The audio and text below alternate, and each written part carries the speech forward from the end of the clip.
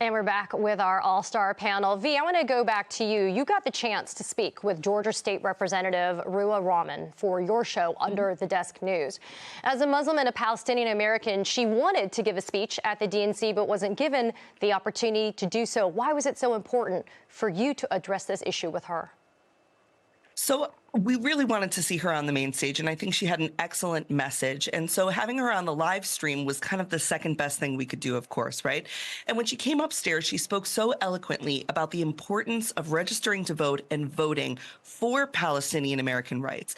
And the fact that we shouldn't be using Palestinian Americans' pain to try and cause culture wars or more division within the party, and that we needed accountability from what a future Harris presidency would look like if the Palestinian Americans are to give her the grace of separating her from Biden's last 10 months of policy. So I thought she was an incredible speaker. She's a wonderful human being. And if you want to catch it, you can watch her speech live on Under the Desk News now on TikTok. We've reposted it for everybody to be able to see. And David, another thing that happened yesterday, we saw RFK Jr. announce he's suspending his campaign, endorsing Donald Trump. Then he joined him on stage at a rally in Arizona, which I think made J.D. Vance very sad. But how does RFK Jr. suspending this campaign and endorsing Trump impact the upcoming Trump-Harris?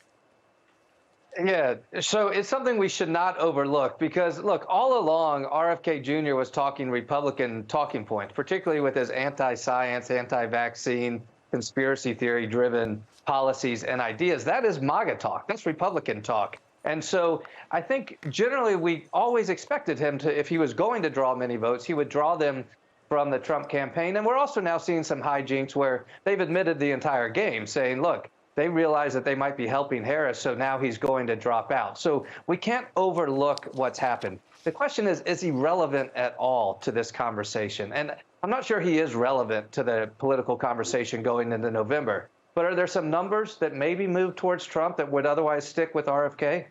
Maybe. And it's something we need to pay attention to. Simon, you also attended the DNC, as we noted. There was a powerful moment when Bill Clinton talked about the jobs numbers. And he said that since the end of the Cold War in '89, America's created 51 million new jobs. And then you also fact-checked this, and you concluded, as well as Bill Clinton, that under the Democrats, 50 million of them were created under a Democratic president. But you also noted it's one of the most important, least understood pieces of data in American politics today. Why is that the case? Well, it tells a very important story, and the story, it's really a remarkable statistic, one that I've been promoting for years, and I think the Clinton people borrowed it from me, which I'm happy to share it with them. My old boss, Bill Clinton. Here's the story, right? We've now, since 1989, and the new age of globalization began, there have been 52 million jobs created in America. 50 million have been created under Democratic presidents, basically all of them. And that's 3 Republican presidents, 3 Democratic presidents. And the story that it tells is that when we're in power, things get better for the people of the United States. When they're in power, they don't. And this is a critical story that I think we need to tell far more aggressively, that, you know, you've had in my view, it's not about left and right. There's one party that has been there for the American people, has produced growing economies, rising wages, lower deficits, made America better again and again and again, and another party that's continuously let us down, creating recessions, higher deficits, and American decline. This contrast between one successful party and one party that continues to fail and not do its part I think, must become a much more powerful part of our understanding of what's happened in America and the relative strength of the two parties. So I applaud Bill Clinton for putting this thing on the table this week. You know, David, before we got to go, I wanted to ask you about something. We saw somebody like Olivia Troy and Adam Kinzinger, Jeff Duncan. We've had voices like your own on this network and on other networks, Republicans, former Republicans, current Republicans, but people who say you can't vote for Donald Trump. How impactful do you think it is for other Republicans to see people like Adam and Olivia and Jeff get up and speak at a Democratic National Convention? Yeah.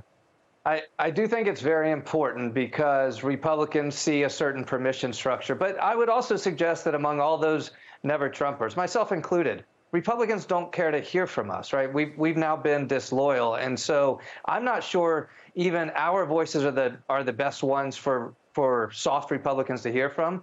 The game-changing voices soft Republicans heard from this week were from Vice President Harris and Tim Walz and leading Democrats who said, you're now welcome in this coalition. And they reflected a value set that, as Simon said, it's not a left-right ideological question. It's an up-down value set question. And if you look at the leadership of Harris, Walz, and other Democrats compared to today's Republicans, those soft Republicans, they appreciate hearing from Adam and Olivia and others, but they really appreciated hearing from Vice President Harris.